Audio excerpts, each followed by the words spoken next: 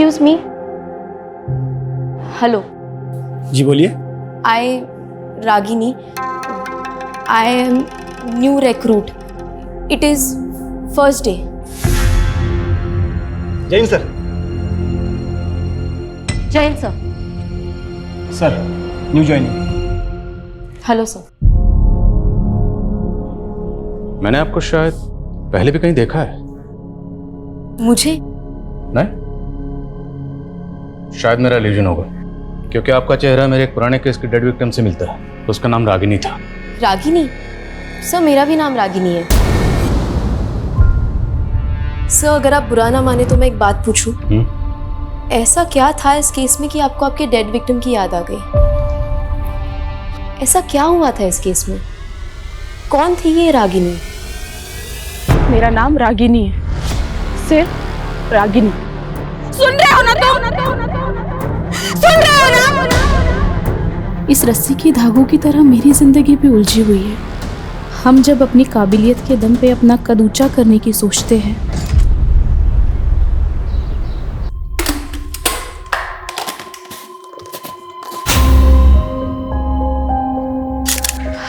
माँ मैंने खाना बना दिया है।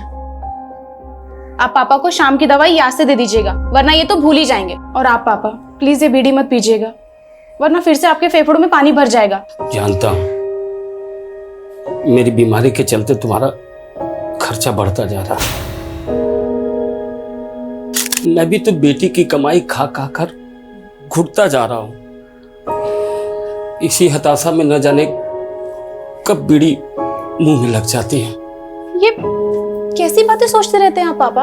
आप बस अपनी सेहत का ध्यान दीजिए। और हाँ, अगर आपने दोबारा बीड़ी पीना तो मैं सच में आपसे बात नहीं करूंगी। अरे नहीं नहीं, देखो ऐसा हरगिज मत करना। चलो नहीं पीऊंगा। अरे पगली, मैं भी तो चाहता हूँ कि तंदुरुस्त हो जाऊं और कोई नई नौकरी ढूंढूं। मुझे भी तो अपनी जिम्मेदारी निभाने दीजिए पापा। आपने भी तो जिंदगी भर मजदूरी करके हमें पढ़ाया लिखाया, वरना हमारे समुदाय के लोग अपने बच्चों को स्कूल तक नहीं जाने देते। तभी तो पूरी बिरादरी को तुझ पर गर्व है। झोपड़ी में रहने की किस्मत थी हमारी। आज तुम्हारी वजह से इतने अच्छे घर में रह रहे हम लोग। माँ, अभी तो घर की हालत और सुधारनी है। ऊपर एक और फ्लोर बनाकर घर को ऊंचा करना है। अरे बेटा, अब और कितना ऊंचा उठेंगे? पापा, बात मकान ऊंचा करने की नहीं है, बात हमारे स्वाभिमान की है। अब तक हम सर झुकाकर जीते आए हैं। अब जब सर उठाने का मौका मिला है तो तबीयत से उठाएंगे।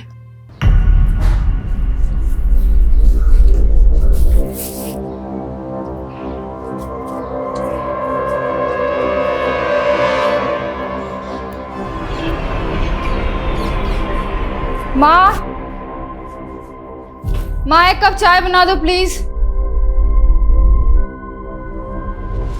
तेरी बहन सबके लिए खाना बना के ऑफिस भी चली गई, तू खुद के लिए चाय नहीं बना सकती? मेरी तुलना ना उससे मत क्या करो। तेरी तुलना में उससे करना भी नहीं चाहती। तू उसके एड़ी के बराबर भी हो जाए ना तो मैं गंगा नहा लूंगी।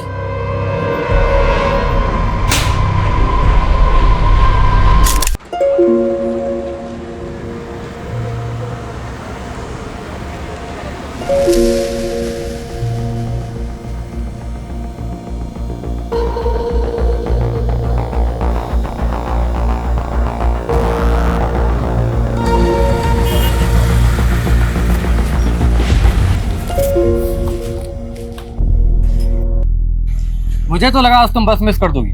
आज बस मिस होती तो बहुत जान से मार देता। बहुत बड़ी प्रेजेंटेशन है मेरी। ये धागा कैसा बांध रखा है?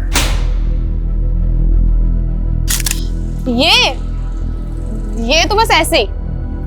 तू जो मुझे वो हॉरर क्लिप्स भेजता है ना, सपने में भूत आने लगे मेरे, उससे बचने के लिए बांधा है। तू भी इन सब पे विश्वास करती है? हंस मत, चल बस आ गई।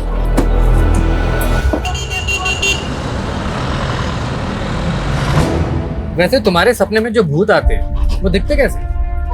पागल तू भी। छोड़िए सर। अच्छा सुन, जो मैं ऑफिस में प्रेजेंटेशन दिखाने वाली हूँ, तू उसे एक बार सुन और अपना फीडबैक दे।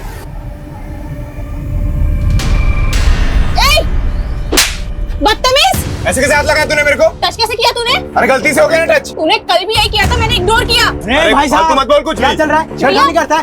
भैया इसने कल भी यही किया था। अरे तू रुक ना। भाई चल, इसने कल भी कुछ यही भी बोल किया रही है था। यार। छेड़खानी करेगा तू बस में। कुछ नहीं किया है। मैडम कल से बस में नहीं आने दूंगा। कल भी इसने यही किया था। जाने दो रागिनी, उस पर फोकस मत करो, अपनी प्रेजेंटेशन पे ध्यान दो। मैं सिर्फ एक ही टिप देना चाहता हूँ तुम, इंग्लिश उतनी ही बोलना जितनी संभाल पाओ, वरना तुम्हारे टैलेंट में कोई कमी नहीं। मेरी इंग्लिश भी पहले मेरे सपनों की तरह टूटी फूटी सी थी। इंग्लिश फिर भी आ गई, लेकिन सपने रिपेयर होना बाकी थे। और जब आपने अपने पिता को दिहाड़ी मजदूरों की लाइन में सबसे पीछे खड़ा देखा हो, तो खुद को सबसे आगे खड़ा पाके भी आखिरी पंक्ति की वो दुश्वारियां आपका पीछा नहीं छोड़ती है। लेकिन कहते हैं किस्मत भले ही मात खा सकती है, पर काबिलियत वो कभी मात नहीं खाती। हाय। भाई ये भूत तो बड़े लकी साबित हुए यार तुम्हारे लिए। तुम्हारे सपने में आए और इंक्रीमेंट हो गया। इंक्रीमेंट? तुम्हारी सैलरी 25% बढ़ाने का अप्रूवल मिला है। आजकल बॉस कुछ ज्यादा ही मेहरबान है रागिनी पे। हाँ लेकिन रागिनी डिजर्व भी तो करती है। डिजर्व तो मैं भी करती थी, लेकिन मैंने बॉस को खुश करने से मना कर दिया, तो उसको अब रागिनी मिल गई है। मतलब क्या है तुम्हारा? जानते नहीं हो क्या अपने बॉस को? आजकल रागिनी के साथ सो रहा है।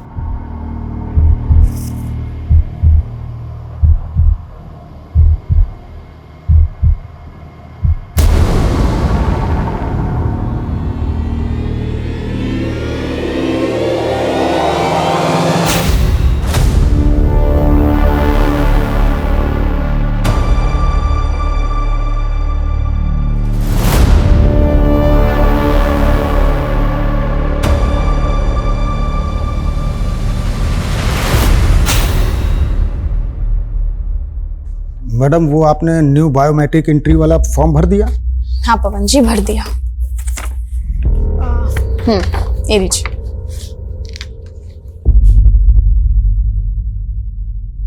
अरे मैडम इसमें तो सरनेम ही नहीं है। मेरा कोई सरनेम नहीं है पवन जी। सरनेम तो सबका होता है, कोई हवा से थोड़ी ना आता है, सब अपने बाप दादा के कुल से ही आते हैं। वैसे आपका कुल क्या है मैडम? पवन जी फालतू की बातें छोड़िए और जाइए अपना काम करिए।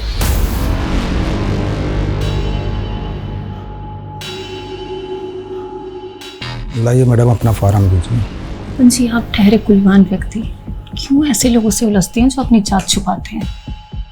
मतलब ये कि रागिनी ठहरी आपसे नीचे वाली, और देखिए आपके बॉस बन के बैठी है। कभी सोचा नहीं था कि ऐसे नीच लोगों की आवाभगत करनी पड़ेगी। रागिनी तूने मुझसे अनजाने में जूठा उठवाई है ना, अब देख मैं तुझे जूठा खिलाता भी हूँ, जूठा पिलाता भी हूँ। हाँ सॉरी भैया, थोड़ा लेट हो जाएगा, लेकिन मेरे आने से पहले आप ढोल वालों को मत भेजना। आखिर मेरे भतीजे का पुण्य पूजन है, आज तो जम के नाचना है। ओके भैया, बस पहुंच रहा हूँ। अरे अंकल थोड़ा स्पीड बढ़ाओ ना। अरे बेटा इस रोड पर स्पीड लिमिट 50 किलोमीटर प्रति घंटा है। थोड़े रूल्स तोड़ भी दोगे तो क्या हो जाएगा? मुझे भी लेट हो रहा है। रूल होता है, क्यों बेचारे पे दबाव डाल रहे हो? रहने दो भाई साहब, टैक्सी चलाते चलाते रोज रोज नई सवारियां, नए नए नखरे, अब तो इनको झेलने की आदत सी पड़ गई है। कब से चला रहे हो टैक्सी? बहुत सालों से चला रहा हूँ भाई साहब, 18-20 घंटे डेली चलाता हूँ। अंकल बुढ़ापा आ रहा है, इतना काम करोगे ना तो उम्र के पहले ऊपर चले जाओगे। अब काम नहीं करूंगा तो अपने घर वालों की जरूरतें पूरी कैसे करूंगा? और रही बात ऊपर जाने की, तो एक दिन सबको ही जाना है।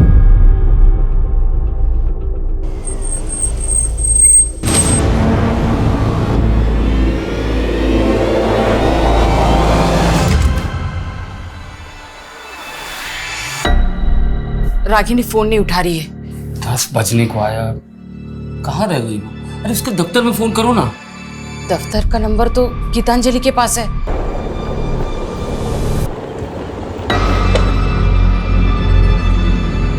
बाय। हेलो, रागिनी तुम्हारे साथ है? मेरे साथ क्यों होगी हो? वो दफ्तर से अभी तक घर नहीं आई, एक बार उसके दफ्तर में फोन करके पूछना। ठीक है।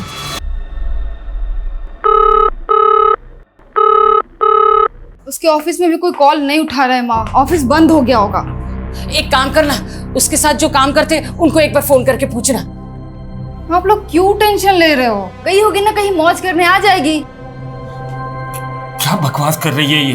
बकवास मैं नहीं कर रही हूँ पापा, और ये आप दोनों की गलती का ही नतीजा है। 27 साल की हो गई है, लेकिन उसकी शादी के बारे में आप लोगों ने नहीं सोचा, तो कहीं तो जाएगी ना अपनी जरूरती। जुबान है क्या कैची? बोलने से पहले ये भी नहीं सोचती कि सामने बाप खड़ा है।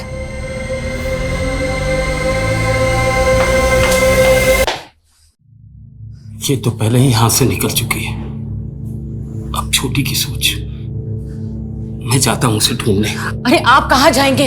वैसे ही आपकी तबीयत ठीक नहीं रहती। आप रुकिए, मैं जाती हूँ, आप रुकिए। अरे बेटी घर वापस नहीं आए, मैं यूं हाथ में हाथ धरे बैठे नहीं रह सकता। हटो। सुनिए पापा सॉरी, वो मैं कुछ ज्यादा ही बोल गई। चलिए मैं चलती हूँ आपके साथ।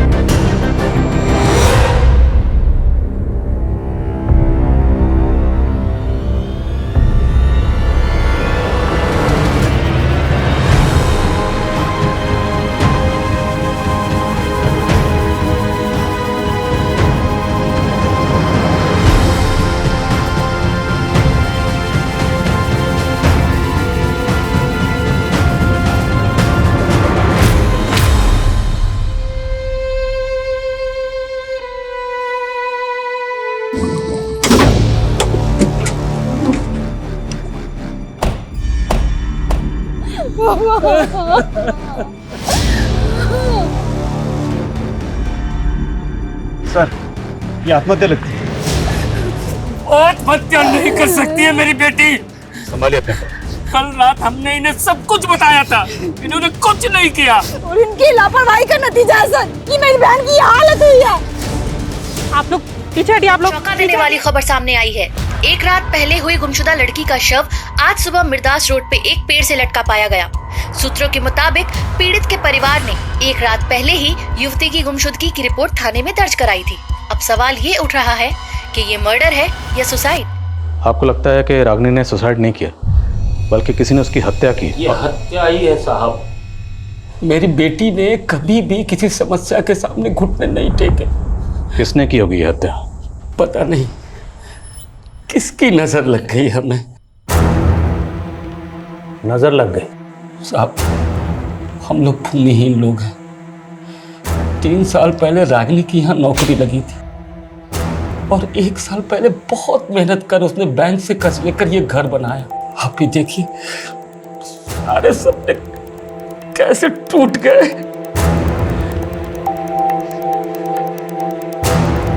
रागिनी घर से ऑफिस कैसे आती जाती थी? सरगुन पेट से कोई भी सीधी बस नहीं है उसके ऑफिस आवा नगर के लिए, इसलिए वो सवारी के टेम्पो से नंदी चौक तक जाती थी और वहां से उसके ऑफिस के लिए सीधी बस मिल जाती थी। रागिनी आभा नगर अपने ऑफिस से बस लेकर पहले नंदी चौक आती थी, फिर यहाँ से शेयरिंग ट्रांसपोर्ट लेके अपने घर सरगुनपेट।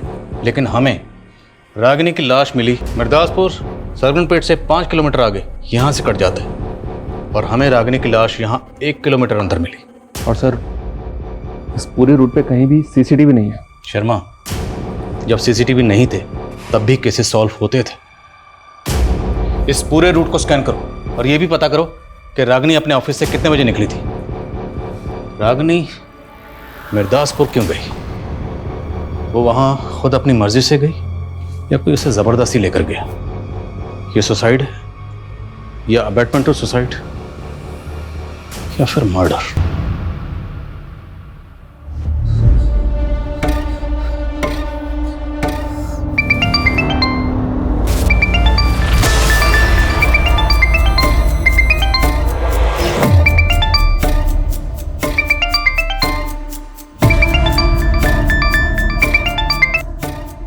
मुझे तुमसे कोई बात नहीं करनी है। वो फोन कट मत करना। तुम्हें पता है ना, मैंने रागिनी के लिए तुम्हें फोन किया। क्यों? उसकी किस्मत तो तुम ही लिख रहे थे ना। तुम मुझसे क्या पूछ रहे हो? किस्मत तो मैं तुम्हारी भी लिखना चाहता। मेरी किस्मत तुम बहुत पहले ही खराब कर चुके हो। और तुम ही हो ना पनौती हम दोनों बहनों के बीच में। मेरी जिंदगी तो बर्बाद कर दी, और क्या पता रागिनी को भी अपने प्यार के चक्कर में फंसा लिया हो। बकवास बंद करो गीतांजलि। बकवास आदमी तो तुम हो। अगर मेरा बस चलता ना तो तुम्हें मार के लटका देती मैं, समझे तुम?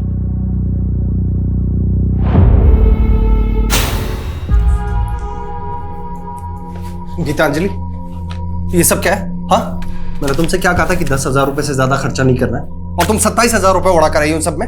10,000 में आजकल कहाँ कुछ मिलता है योगेंद्र? जितनी चादर हो ना उतने पैर पसारने चाहिए गीतांजलि। ये इतने महंगे ब्रांड्स के कपड़े खरीदने की क्या जरूरत थी? हाँ, एक तो महंगे के महंगे और ऊपर से ऐसे फटे हुए ऐसे भद्दे कपड़े। तो तुम्हें साड़ी पहनने वाली बीवी चाहिए, ये शादी से पहले बताना चाहिए था ना। लेकिन फैशन के नाम पे अपनी बीवी को ऐसे फटे हुए और भद्दे कपड़े नहीं पहनने दे सकता मैं। तुम्हें पता भी है ऐसे कपड़े पहनने से क्या होता है? दुर्भाग्य क्या आता है, गरीबी आती है। अच्छा, तो जो ऐसे कपड़े मॉडल्स पहनती है ना, उनका जाकर बैंक बैलेंस चेक करो पहले। डकियन उसी ख्याल वाले से शादी हो गई मेरी। तुम कहना क्या चाहती हो? हाँ, हाथ छोड़ो। अपनी मर्यादाओं में रहो। देखो, हाँ छोड़ो। तुम कहना क्या चाहती हो? हाथ छोड़ो। तुम अपनी हद में रहो, ठीक है? दीदी पागल हो गई हो क्या? अपने पति पर ऐसे कौन हाथ उठाता है? और कौन सा पति ऐसे अपनी पत्नी पे हाथ उठाता रहता है? पता भी है तुझे? और इतना मुझे मौत तक फिरता रहता है ये। आ गई वकालत करने। जीजा जी, जीना मुश्किल कर दिया तुम्हारी बहन ने मेरा। मैंने आज तक उस पर हाथ नहीं उठा। उसने जीजा जी संभालिए अपने आप को। दीदी की तरफ से मैं आपसे माफी मांगती हूँ।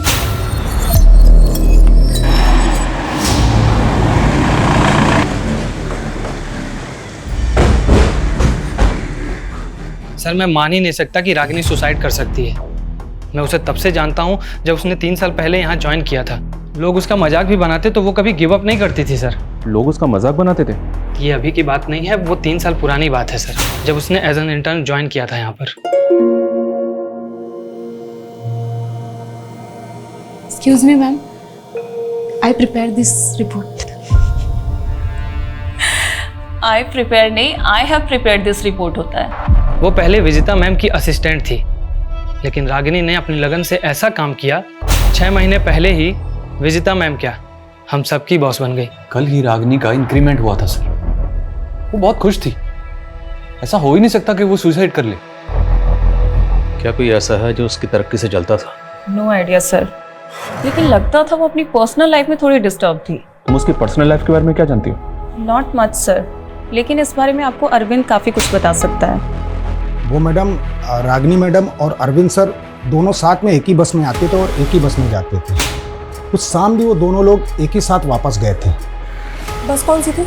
बस का नंबर बोलिए। मैडम बस का नंबर तो नहीं मालूम, लेकिन बस रोज शाम को 5 बजे ऑफिस के सामने से निकलती थी।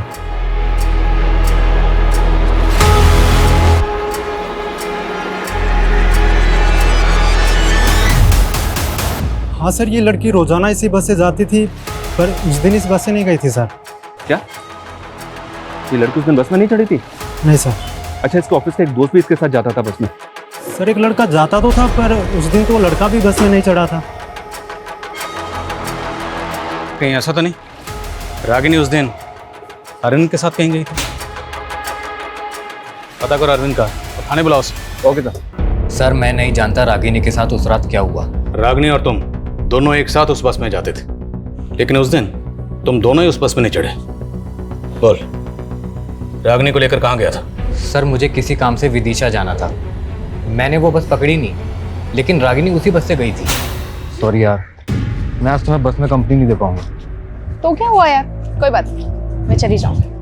लेकिन ड्राइवर तो बोल रहा है कि रागिनी उस बस में चढ़ी ही नहीं। तुमने खुद देखा था रागिनी को चढ़ते हुए? सर देखा तो नहीं था, लेकिन हम रोज उसी बस से जाते थे। ये बस वाला झूठ तो नहीं बोल रहा, क्योंकि रागिनी नंदी चौक से बस में चढ़ती थी। बस स्टॉप पे पता करते हैं क्या रागिनी को किसी ने बस में चढ़ते हुए देखा था, और बस की बाकी सवारियों से बात करनी होगी।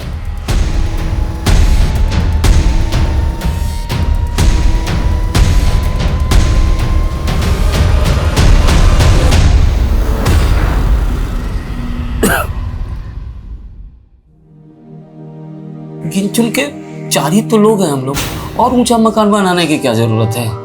बाबा, अब तक हम सर झुका के जीते आए हैं, लेकिन अब जब सर उठाने का मौका मिला है तो तबीयत से उठाएंगे।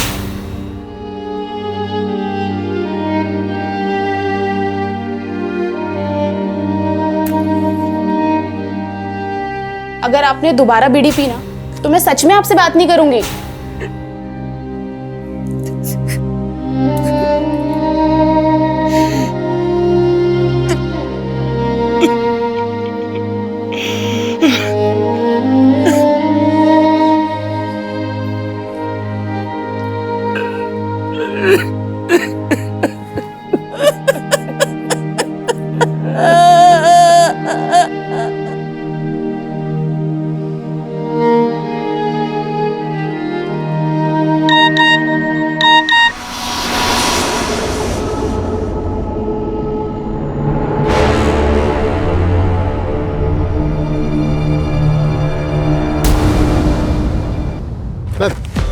नंदी चौक के बस स्टैंड के पास रिक्शा वाला मुझे मिला। इसने रागिनी को उस शाम को यहाँ पे देखा था, लेकिन इसका कहना है कि उस शाम रागिनी बस से नहीं बल्कि किसी के साथ बाइक से आई थी।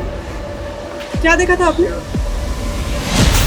उस दिन शाम को बाइक से देखा था और एक लड़की के साथ। वो हेलमेट पहना हुआ था। ये लड़का था? ये तो खुद उनके साथ आता था बस से, वो कोई और था। गाड़ी का नंबर मुझे नहीं पता, लेकिन लाल कलर का बाइक था। क्या टाइम हो रहा होगा उस वक्त? करीबन 6 या 7 बज रहा था। मैम यहाँ आसपास कोई सीसीटीवी भी नहीं है। अरे कुछ तो होगा, आगे पीछे आसपास कहीं ना कहीं चेक करो। अब आगे एक पेट्रोल पंप है ना जी, वहाँ जाके चेक करो, हो सकता है उनके सीसीटीवी से पता चले कि रागिनी किस बाइक से आई थी।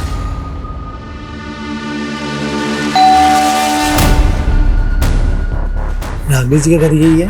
हाँ। महंगे कुछ पार्सल है।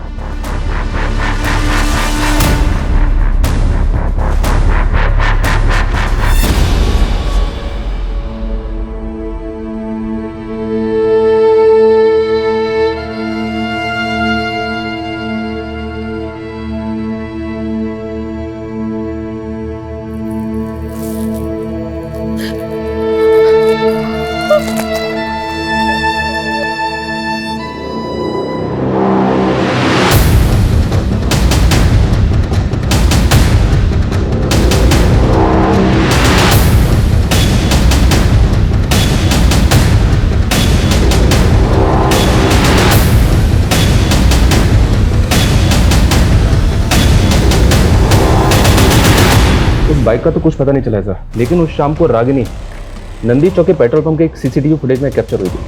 वो शाम को तकरीबन 7 बजे एक कैब में बैठती हुई दिखी। ये देखिए। किसकी कैब है? अब बिना वक्त गवाए ये बता दे कि लड़की को क्यों मारा। बोल। साहब मैं मानता हूँ वो लड़की मेरी टैक्सी में बैठी थी। ये बोल, लड़की को लेकर गया कहाँ था? साहब मुझे कुछ नहीं पता, मैं शहरी टैक्सी चलाता हूँ। कौन कहाँ पे उतरता है याद नहीं मुझे। कोई बात, हम याद दिलाएंगे। याद दिला जरा से। साहब मुझे याद आ रहा है साहब। सर मैंने उस लड़की को ना मिर्दास रोड पे छोड़ा था साहब।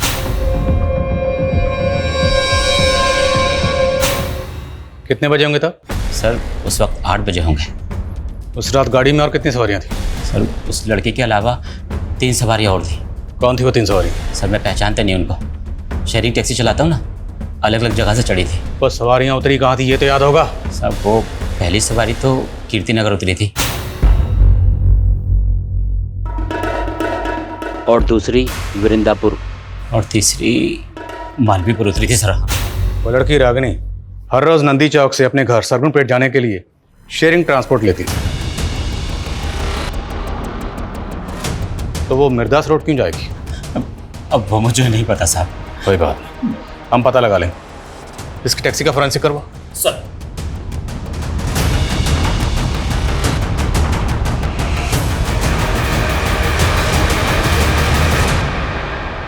निमिष, तुम्हारी टैक्सी में ई वॉलेट बारकोड है ना? हाँ साहब है।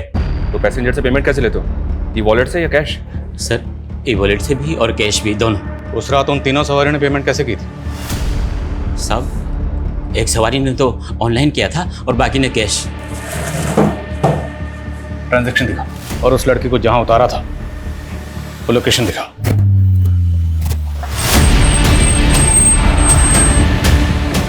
चलो उतरो। हाँ साहब यही वो जगह है, यही उतारा था मैंने उस लड़की को।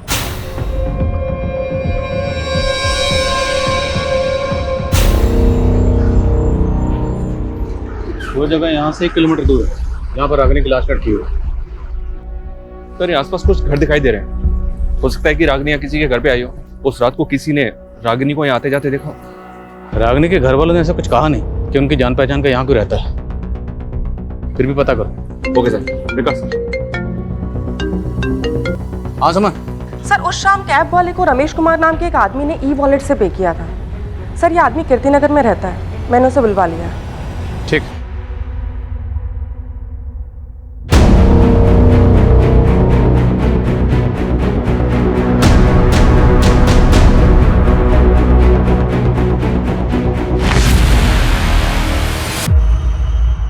हाँ सर, कल ये कैब में थी, पिछली सीट पे बैठी हुई थी। तुमने इस लड़की के साथ कहाँ तक ट्रैवल किया था? शायद मिर्दास रोड। इस लड़की, तुम्हारे और टैक्सी ड्राइवर के अलावा टैक्सी में और कितने लोग थे? सर 2 जन और थे।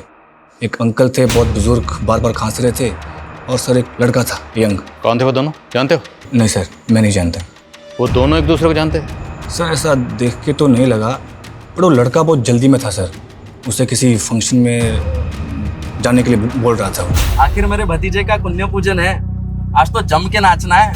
कैब ड्राइवर ने बताया कि वो जो लड़का मालवीपुर में उतरा था, उसे वहाँ किसी कुआं पूजन में जाना था। मालवीपुर में जितने भी बैंक्वेट हॉल, पार्टी हॉल हैं, सब जगह पता करो कि वो कुआं पूजन फंक्शन कहाँ था।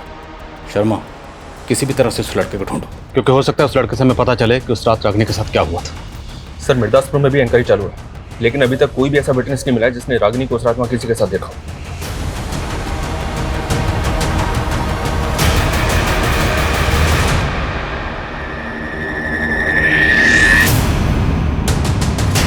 सर रागिनी के घर से फोन था, उसकी फैमिली आपसे मिलना चाहती है। रागिनी ने ऑनलाइन पोर्टल से रस्सी मंगवाई थी जो अब डिलीवर हुई है। जी सर। सर कुछ समझ में नहीं आ रहा है कि उसने ये रस्सी क्यों मंगवाई। और सर पिछले 2 महीने में 3 बार वो ये रस्सी ऑर्डर कर चुकी है। तो ये रस्सी जिस अकाउंट से ऑर्डर की गई थी वो गीतांजलि 123। गीतांजलि सर मेरा ही अकाउंट है, हम दोनों एक ही अकाउंट यूज करते थे।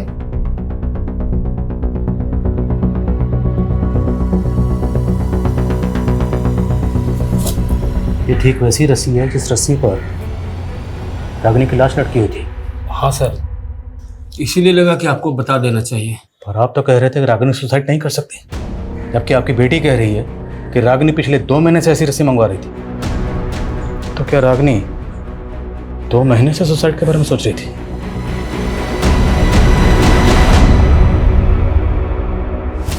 सर अब तो मुझे फैमिली वालों पे ही डाउट हो रहा है। कहीं ऐसा तो नहीं कि उन्हें पता हो रागिनी ने किस वजह से सुसाइड किया है और वो हमें गोल गोल घुमा रहे हैं। अगर घर वाले वाकई कुछ छुपा रहे हैं तो फिर इस केस की कहानी कुछ और है। क्या ऐसा हो सकता है सर कि रागिनी के घर वाले पिछले 2 महीने से रागिनी को मारने की प्लानिंग कर रहे थे? ऑनलाइन रस्सी मंगाना उनकी प्लानिंग का हिस्सा हो? सर रस्सी उसकी बड़ी बहन के अकाउंट से मंगाई गई है। ऐसा हो सकता है कि घर पे उसका मर्डर किया गया और लाश ले जाकर बाहर लटका दी ताकि वो लोग ना फंसे। और सर हमें मर्डर और सुसाइड में उलझा रहे हैं। उस घर का पूरा खर्चा सिर्फ और सिर्फ रागिनी के पैसे से चलता था। अब सवाल ये है कि वो सोने के अंडे देने वाली मुर्गी को क्यों मारेंगे? शायद ऑनर किलिंग वाला एंगल हो सकता है कि रागिनी को कोई ऐसा लड़का पसंद आ गया हो जिसे उसके घर वाले ना पसंद करते। देखो अरविंद रागिनी के काफ़ी क्लोज था, पर वो ये नहीं मान रहा कि उसका रागिनी के साथ अफेयर भी था। तो क्या ये मुमकिन है कि रागिनी किसी और लड़के को मिलने के लिए मिर्दासपुर गई? लेकिन सर मिर्दासपुर में कुछ नहीं मिल रहा है। रागिनी के सोशल मीडिया अकाउंट्स चेक करो, क्योंकि इस रस्सी ने इस केस को और भी उलझा दिया है। लेकिन रागिनी की मौत का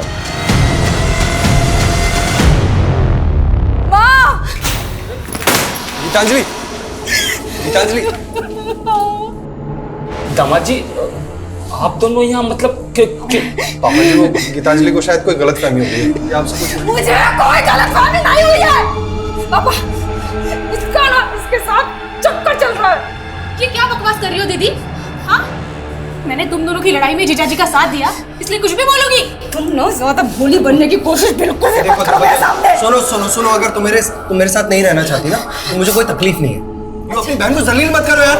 लेके जाओ अपने साथ। तू अपनी हद पार मत करो दीदी। तुम हद पार करे तू और हद में रहूं मैं? हाँ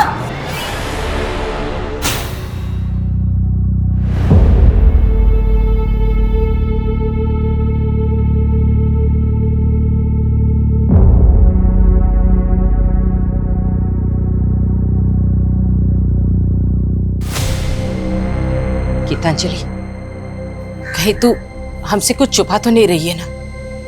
रागिनी हमेशा तेरे और दामाद जी के झगड़ों के बीच में पीसती रही, कहीं इस बार भी? इस तो मैं रही थी माँ उन दोनों के बीच में। और अगर आपको अपनी इज्जत की परवाह नहीं है ना, तो जाके पुलिस को बता दीजिए कि उसका चक्कर चल रहा था मेरे पति के साथ। मैं भी यही चाहती हूँ कि पुलिस उसको उठा के लेके जाए, उसको भी कूटे।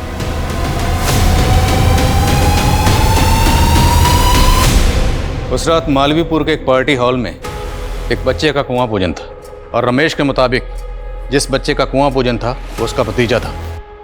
हमने इस फंक्शन की गेस्ट लिस्ट निकाली। बच्चे के फादर के जितने भी ममेरे, चचेरे और दोस्तों की ये तस्वीरें हैं। जो लड़का तेरी टैक्सी में बैठा था, क्या इन तस्वीरों में से कोई है?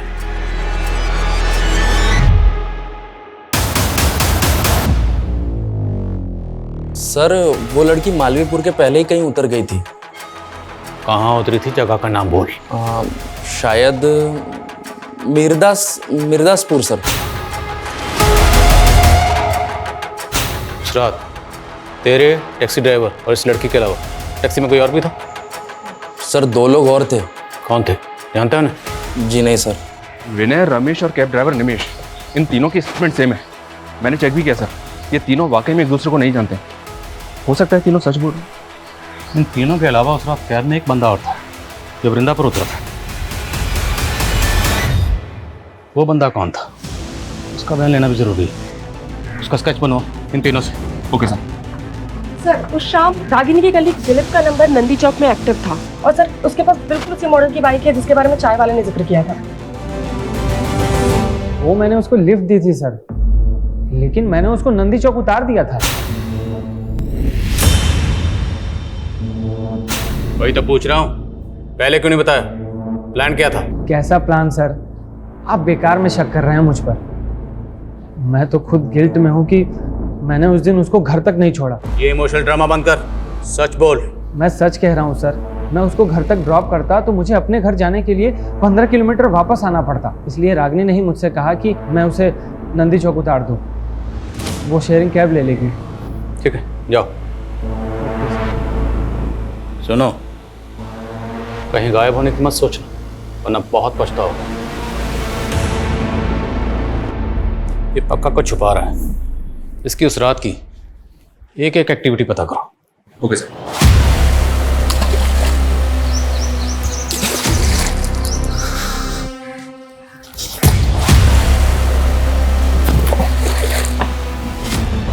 सर, रागिनी की डिटेल पोस्टमार्टम रिपोर्ट। उसकी मौत फांसी लगने से ही हुई है, और मौत से पहले उसके साथ भी किया गया।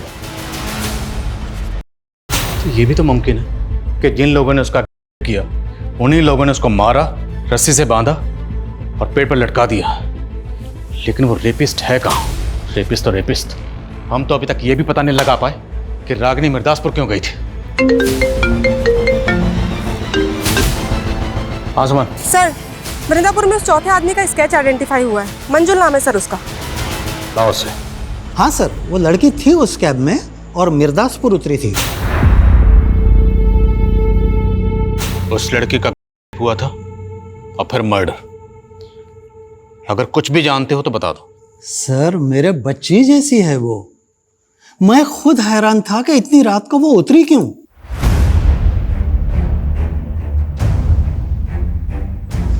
और बेटा सुनो।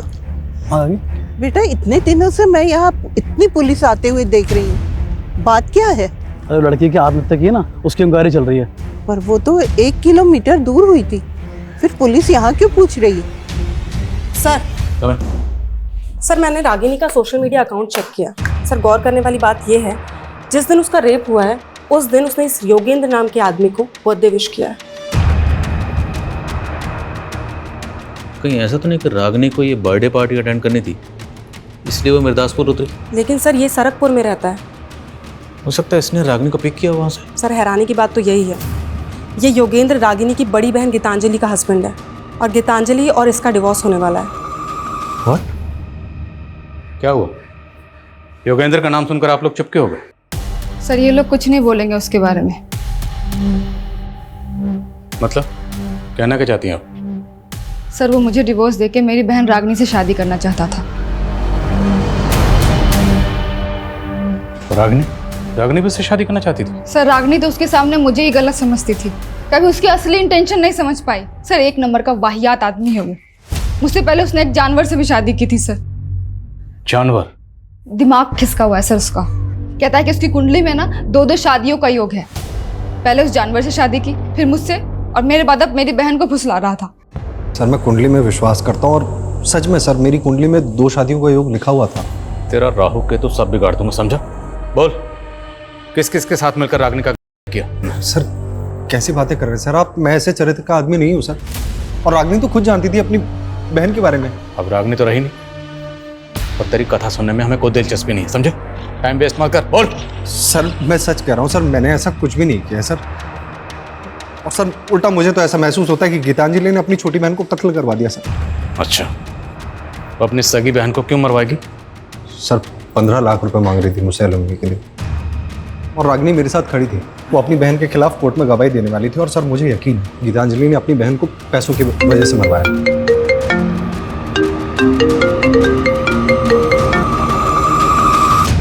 बोलो।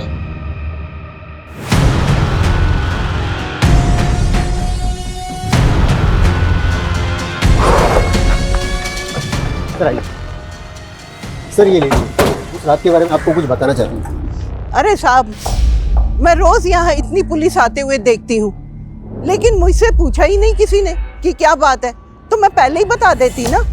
बात यह है कि हम एक लड़की को ढूंढ रहे हैं। ये वो लड़की, क्या आपने? अरे साहब, मैं यहाँ रोज रात को कुत्तों को बिस्किट खिलाने आती हूँ। आपने 15 तारीख को इस लड़की को यहाँ देखा? देखा तो नहीं साहब, पर एक लड़की की चीखों की आवाज सुनी थी, वो उस तरफ से आ रही थी। तो जिधर से आवाजें आ रही थी आपने वहां जाके देखा? ना बाबा ना, वहाँ इतना अंधेरा है, मैं तो डर गई। तो आपने इस लड़की को नहीं देखा? नहीं देखा साहब, खाली आवाज सुनी थी। लेकिन इन्होंने जिस डायरेक्शन से लड़की की चीखने की आवाज सुनी थी, टैक्सी ड्राइवर ने रागिनी को उधर ही उतारा था। सर ये भी तो हो सकता है कि उसे अकेला देखकर किसी ने किडनैप कर लिया हो, फिर रेप करके मार दिया हो। मुमकिन है। इस एरिया के जितने भी उठाई गिरे शराबी जुआरी सबको लाइन अप करो। Okay sir. हाँ शर्मा। सर दिलीप उस रात को घर नहीं गया था, बल्कि वो उसी रात को संतूरी लॉज में था। ये लॉज तो क्राइम सीन से महज 3-4 किलोमीटर दूर है। और एक बात सर, दिलीप के साथ रागिनी की बड़ी बहन गीतांजलि भी थी। बुलाओ दोनों को। तुम दोनों 9:30 बजे तक लॉज में थे, तो 10 बजे रागिनी का मर्डर हुआ। क्या प्लानिंग चल रही थी? एक्चुअली सर हमारा अफेयर चल रहा था, इसलिए हम आपको सच नहीं बता पाए। तू 2 बार पहले भी झूठ बोल चुका है। अब अगर झूठ बोला ना तो उल्टा लटकाऊंगा, समझे? बोलो। सर मैं अपनी बहन का मर्डर क्यों करवाऊंगी सर? सिर्फ हम ही नहीं, तेरा पति भी तुझे तेरी बहन का कातिल मानता है। सर झूठ बोल रहा है वो। और सर रागिनी का चक्कर उसके बॉस के साथ भी तो चल रहा था ना, वो भी तो करवा सकता है ना ये। बॉस क्या बकवास कर रहे हो इंस्पेक्टर? हमें तो यही पता चला कि आप इसलिए उसे प्रमोशन पे प्रमोशन दे रहे थे। प्रमोशन पे प्रमोशन मैं उसको इसलिए दे रहा था क्योंकि वो प्रमोशन के काबिल थी। और आपके पास कोई सबूत है मेरे खिलाफ? सर दिलीप ने बताया था। बोलो। सर मुझे तो विजेता ने बताया था। सर मैंने दिलीप से रागिनी और बॉस के बारे में कुछ भी नहीं कहा है। वो पता नहीं फिजूल में मुझे क्यों बदनाम कर रहा है। सर अभी तक हमारे पास इन सस्पेक्ट्स में से किसी के भी खिलाफ कोई स्ट्रॉन्ग प्रूफ नहीं। शर्मा अभी तो सस्पेक्ट सामने आने शुरू हुए, इन सब की एक एक डिटेल पता करो। हम लोगों से कहीं ना कहीं कोई तो चूक हो रही है।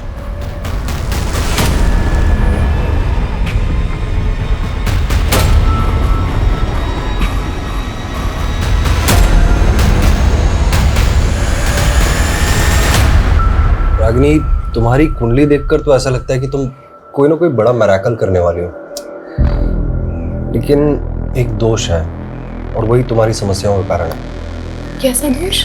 बड़ा भारी दोष है। सर हमने इन तीनों की बारीक से बारीक डिटेल निकाली है। निमेश के बारे में कुछ बातें पता चली है। कैसी बात है? ये वर्कहोलिक है सर, 3-3 शिफ्ट में टैक्सी चलाता था, लेकिन उस रात के बाद से ना तो इसने टैक्सी चलाई है और ना ही अपने मोहल्ले के बाहर निकला है। डरा हुआ है क्या? पता नहीं सर। और ये रमेश, ये भी ऑफिस नहीं गया था और ना ही विनय कॉलेज। ये तीनों के तीनों एक ही बयान दे रहे हैं। अब ये सच बोल रहे हैं या झूठ, ये पता लगाने का वक्त आ गया। साहब मैंने कुछ नहीं किया, मेरी तबीयत खराब थी साहब। दिमाग खराब मत कर, तेरी टांगे तोड़ दूंगा, समझे? रमेश, मंजुल और विनय सब बोल चुके हैं, अब तू बोल।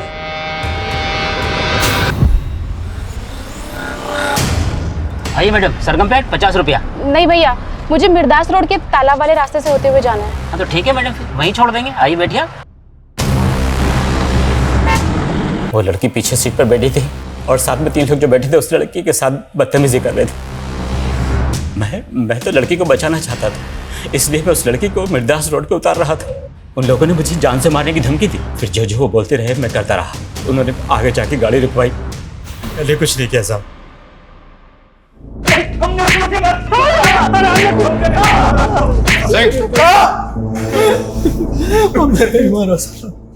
उन तीनों जानवरों ने उस मासूम को गिद्ध की तरह नोचा। तू, तेरी तो बेटे की उम्र की थी, रेप भी नहीं किया बल्कि उसको मार दिया। नहीं, हमने कुछ नहीं किया साहब, हमने तो उसको जिंदा छोड़ दिया था। हाँ सर, निवेश ने हमें उसके बाद हमारे घर छोड़ दिया था। सर हम वहां से गए तो वो जिंदा थी। सर सच में हमने उसे नहीं मारा। तुम्हें 7 मंगलवार ऐसे ही पानी में रस्सी को बहाना और फिर देखना तुम्हारी समस्या कैसे खत्म होती है।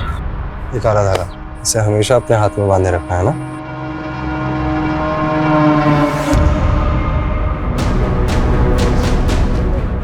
बोल, सबसे आखिर में तूने मंजुल को 11 बजे वृंदापुर छोड़ा था, उसके बाद तेरी टैक्सी खाली थी, लेकिन फिर भी तू घर नहीं गया। घर गया सुबह, कहाँ था रात पर? बोल बोल, वरना रेप और मर्डर के चार्जेस लगाऊंगा तुझ पर। नहीं साहब, नहीं साहब, मैंने पहले रेप नहीं किया, पर वो लड़की मेरे दिमाग में बार बार घूम रही थी। मैंने पहले उन तीनों को घर छोड़ा, फिर मैं वहां गया था साहब।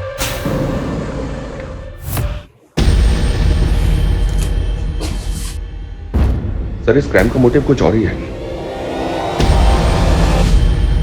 मैं उसे सबक सिखाना चाहता था। मुझे पता था वो रोज इस शेयरिंग टैक्सी से आना जाना करती है, इसीलिए मैंने प्लान बनाया। मैं और विनय अलग अलग जगह से चढ़े, लेकिन हम जब गाड़ी में चढ़े वो बैठी भी नहीं थी। लेकिन उसने जब मुझे देखा, पड़ोसी है, सोचा होगा सेफ रहेगी, इसलिए गाड़ी में बैठ गई। मैंने छेड़खानी शुरू कर दी। क्या बिगाड़ा था उसने? मैंने उसको समझाया था उसका घर हमारे घर से ऊंचा ना करे, लेकिन उसने हमारी नहीं सुनी। मैं उनकी जात वालों के घर का पानी भी नहीं पीता और मैं नहीं चाहता था उसके घर की परछाई में हमारे घर पर पड़े। शर्मा,